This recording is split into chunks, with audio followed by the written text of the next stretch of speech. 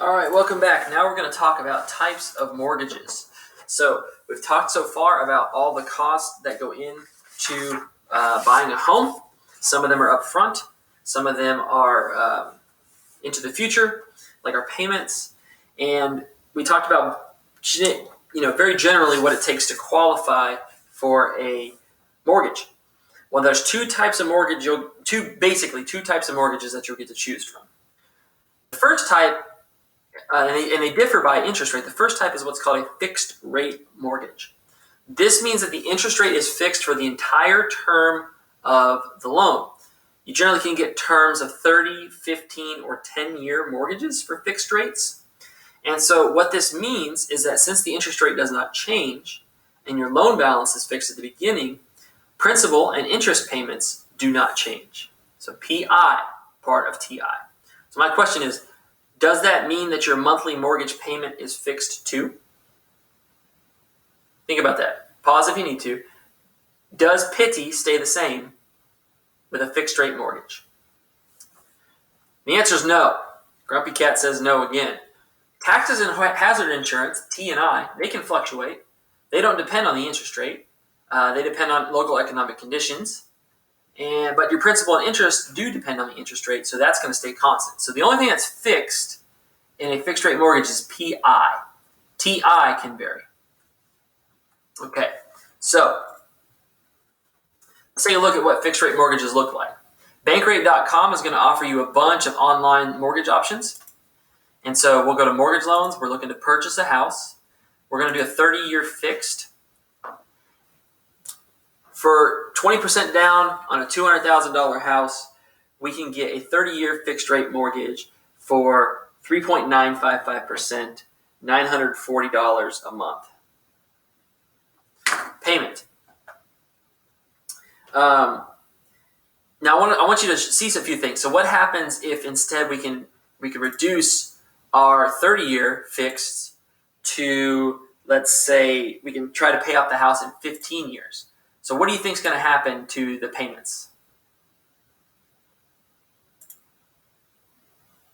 Well, we get a more favorable rate, but we have to pay more money because we got to try to pay off the loan quicker. So here, that same company for a 15-year fixed rate mortgage is offering 3.255% at higher payments. And so although we may get lower payments with a 30-year mortgage, it's worth exploring the difference in outcomes. So we see here that when we had a 30-year mortgage, 30-year fixed rate mortgage, the payments were $940 a month. And so there are 360 months in 30 years. So $338,400 total to buy this $200,000 house. Yikes, right? Welcome to homeownership. But if I can pay it off in 15 years, even though the loan payments go up to $1,393, I'm only paying for 180 months. So in total, I pay $250,740 for my $200,000 house. And so that difference, $338,000 for, my handwriting was sloppy, I can't remember if it's 60 or 80, but it's not going to matter that much, minus $250,740, $87,000 difference. Of course, it is 15 years difference of time, but $87,000 difference if you can afford to pay the house off sooner. Another thing to look at.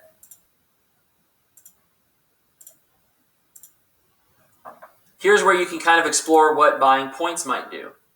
So if I can buy up to 1 point, we see that the interest rates that I'm offered go down a little bit. So that bank that was up there at top is not selling points right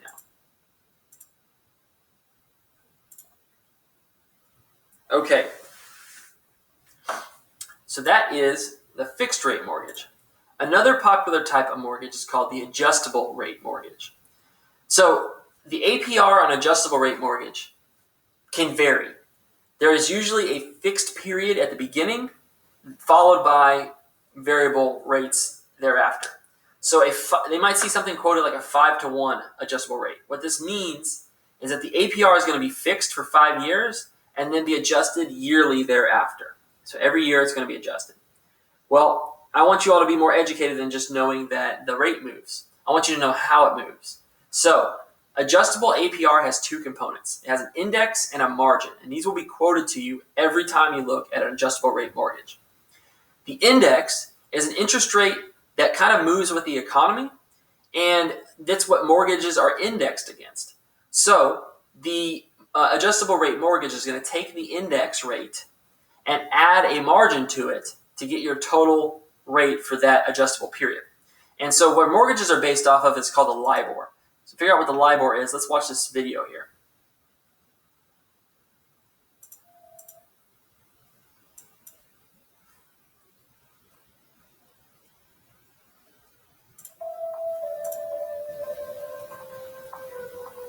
The London Interbank Offered Rate, or LIBOR, is the average interest rate at which major banks around the world borrow from each other.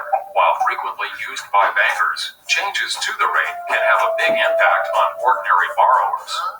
Here's how LIBOR is calculated. Each day, the British Bankers Association asked major banks around the world how much they would charge other depository institutions for a short-term loan. The group takes out the highest and lowest numbers and calculates an average from the remaining figures. Each morning, the association publishes this as the daily rate. Since its inception, LIBOR has been the basis for consumer loans in many countries around the world. The interest on credit cards, car loans, and adjustable rate mortgages will move up or down with changes to the interbank rate. Its movement is crucial in determining the ease of borrowing amongst banks, companies, and consumers. While lower borrowing costs may sound attractive, not everyone benefits from LIBOR taking a dip.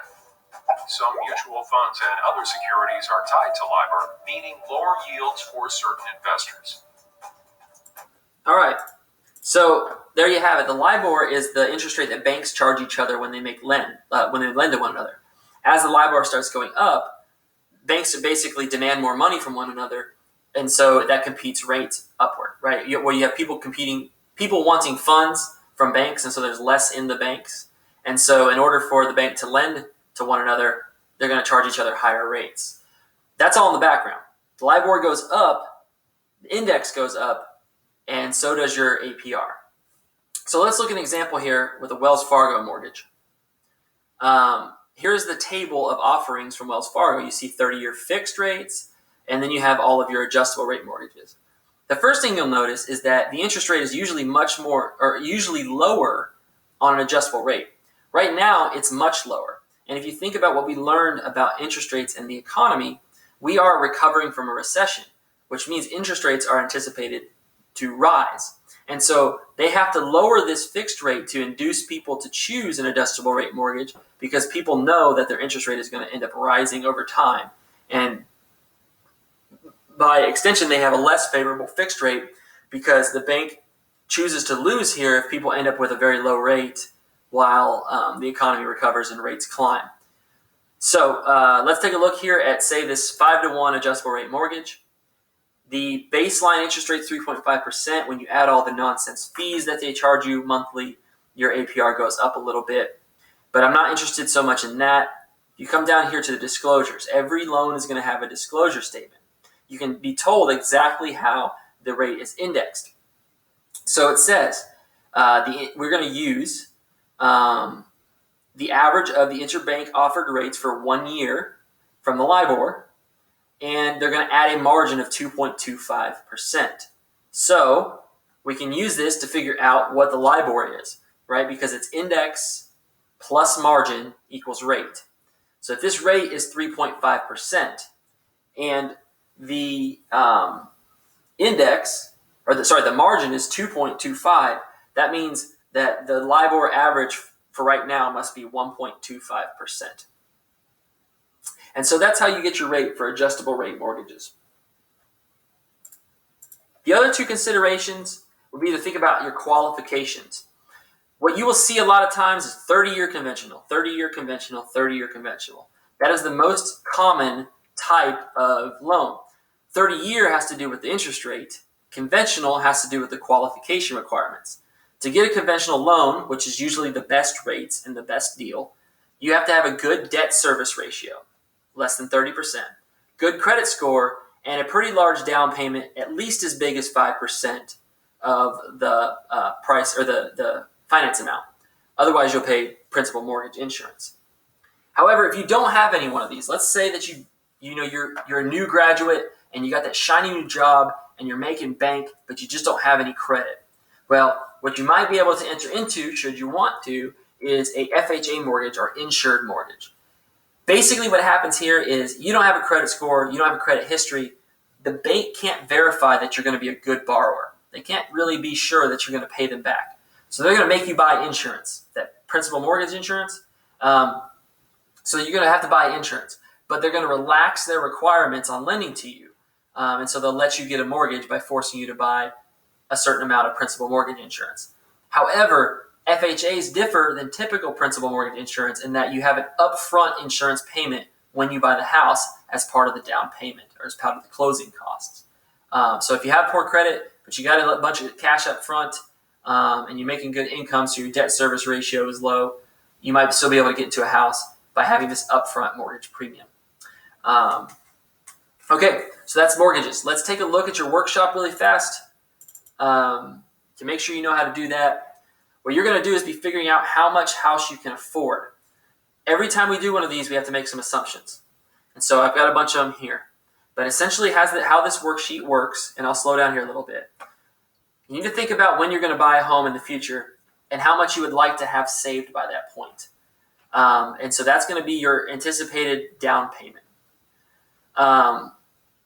We come to our worksheet.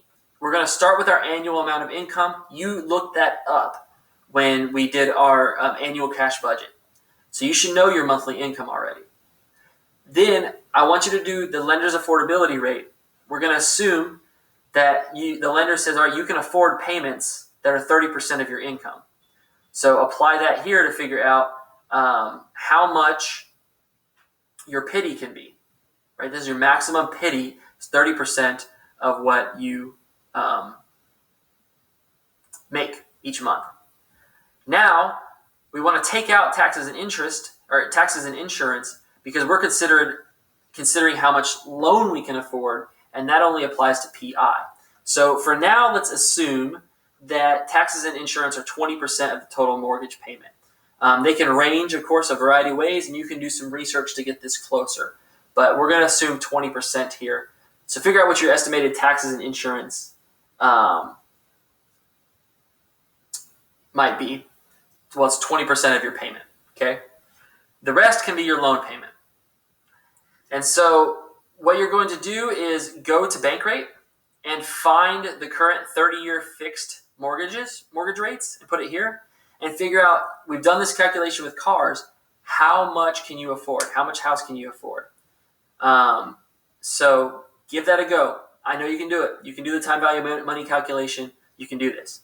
A more simple method of figuring out how much money you can afford can be done by saying, look, I'm not going to pay principal mortgage insurance. If I don't have a big enough down payment, then I'm not going to buy a house. So you're going to calculate how much you need, the maximum purchase price of the house based on how much down payment you can possibly afford.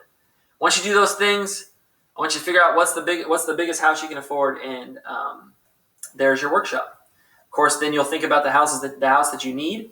Go look it up on Zillow, and if you can't afford it, don't buy it yet. Get a bigger down payment. All right, that is this week. Be sure to get through, this day 2 of Module 2. So be sure to go and get through the checklist, get everything turned in, work hard. Have a good day 2.